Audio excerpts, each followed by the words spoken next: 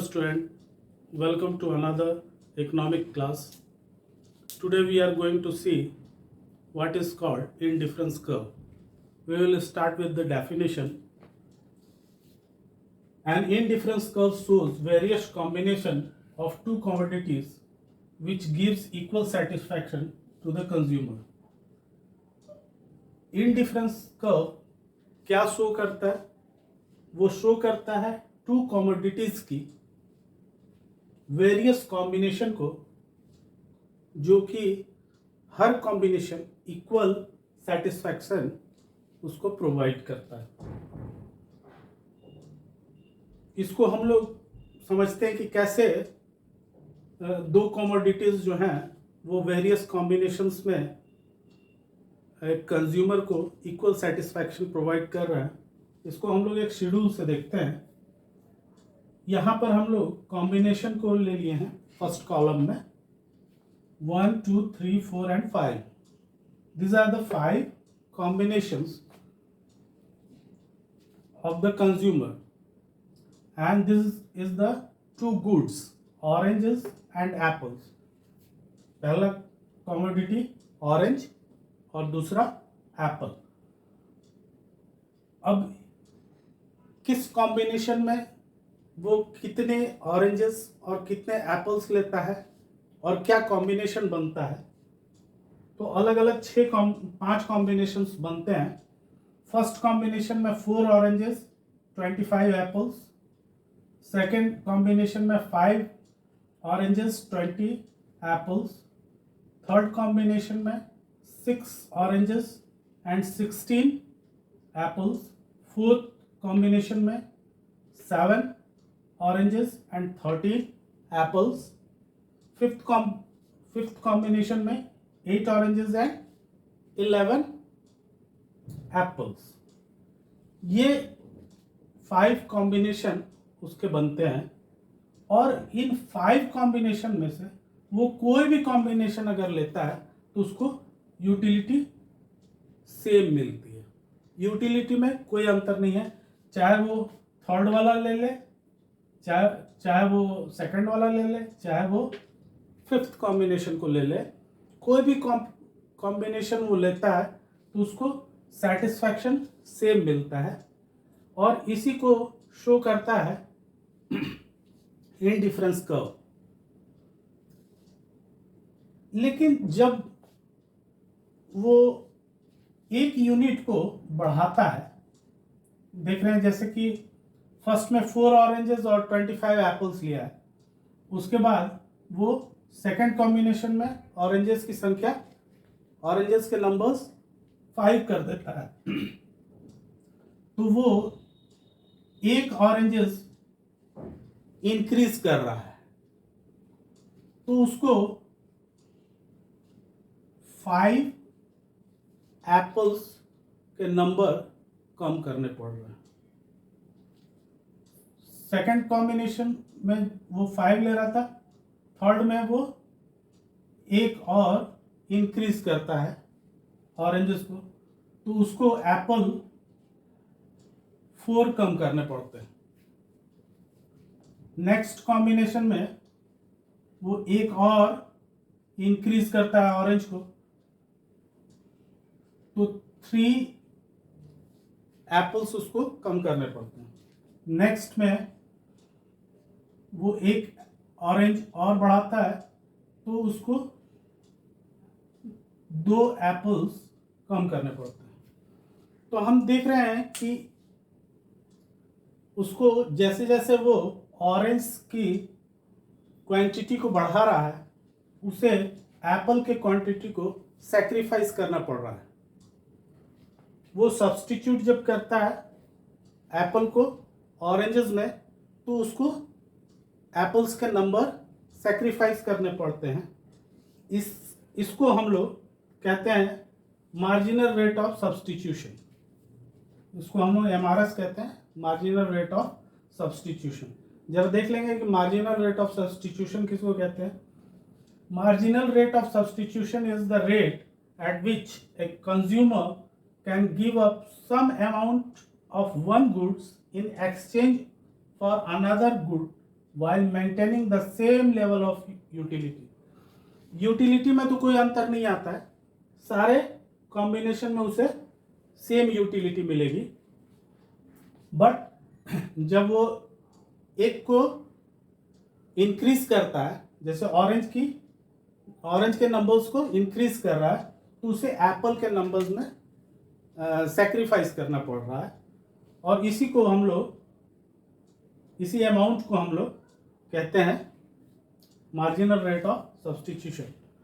MRS को delta Y divided by delta X से उसको कैलकुलेट किया जाता है, उसको हम लोग बाद में देखेंगे। पहले देखते हैं कि एक ऑरेंज वो इंक्रीज करता था तो उसको 5 एप्पल्स सेक्रीफाइस करने पड़े। एक ऑरेंज इंक्रीज किया तो 5 एप्पल्स सेक्रीफाइस करा। नेक्स्ट कॉम्बिनेशन में फिर वो एक ऑरेंज इंक्रीज किया तो 4 एप्पल्स सेक्रीफाइस किया, और इस तरह हम देखते हैं कि ये लगातार सेक्रीफाइस कर रहा है, लेकिन ये धीरे धीरे कम हो रहा है। 5 से 4, 4 से 3, 3 से 2।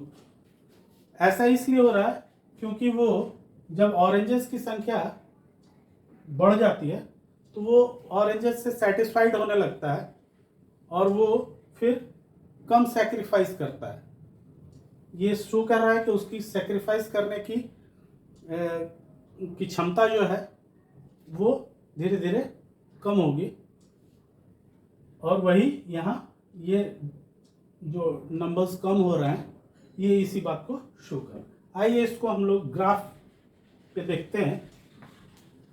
वाई एक्सिस पे मैंने एप्पल को लिया है और एक्स एक्सिस पर ऑरेंजेस को लिया है, और वही कॉम्बिनेशन मैंने यहाँ लिखा है 11, 13, 16, 20, 25।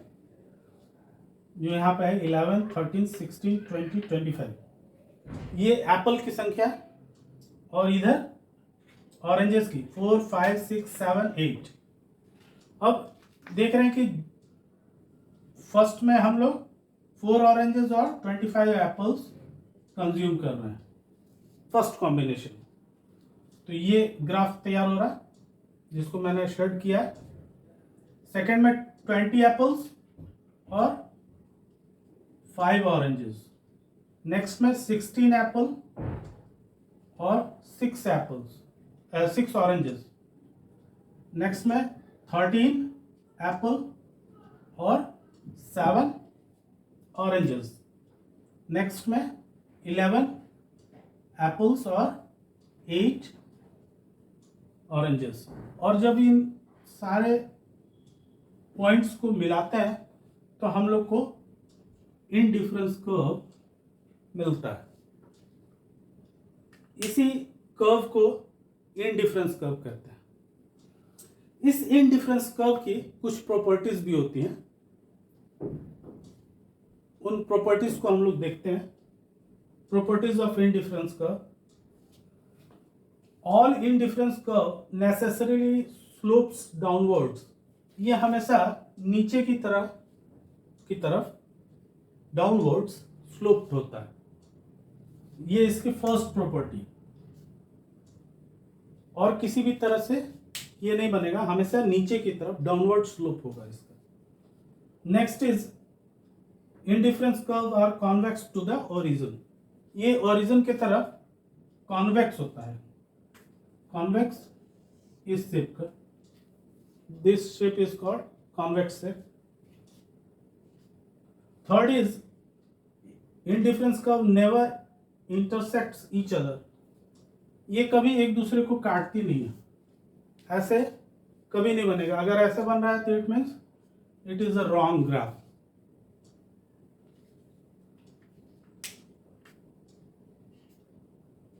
Fourth, higher indifference curve represent higher level of satisfaction. बहुत सारे इनडिफरेंस कर्व हो सकते हैं, एक यहां भी बन सकता है, एक यहां भी बन सकता है, और एक यहां भी बन सकता है। मान लीजिए इसको IC1 ये IC2, ये IC3, ये IC4। तो जो सबसे ऊपर वाला होगा इंडिफरेंस का, वो हायर सेटिस्फैक्शन को शो करता है। तो चिल्ड्रन, हम लोगों ने आज देखा कि इंडिफरेंस कर्व क्या होता है। ये टू कमोडिटीज के वेरियस कॉम्बिनेशन को इंडिफरेंस कर्व शो करता है, जो कि इक्वल सेटिस्फैक्शन हर कॉम्बिनेशन पे देते हैं। मार्जिनल रेट ऑफ सब्स्टिट्यूशन भी हम लोगों ने जान लिया कि जो वो सैक्रिफाइस करता है एक यूनिट बढ़ाने के कारण, जो उसे अगले कमोडिटी का कितना यूनिट्स सैक्रिफाइस करना पड़ेगा, उसका जो अमाउंट होगा वो MRS होता है। शेड्यूल से हम लोगों ने समझा कि कैसे वो सैक्रिफाइस कर रहा है, और हम लोगों ने ग्राफ के जरिए उसको भी समझा। हम लोगों ने साथ में प्रॉपर्टीज भी। उम्मीद है बच्चों कि आप लोगों को पसंद आ रहा होगा। तो पसंद आ रहा है तो लाइक और सब्सक्राइब कीजिए, और अपने दोस्तों को शेयर भी कीजिए। Thank you.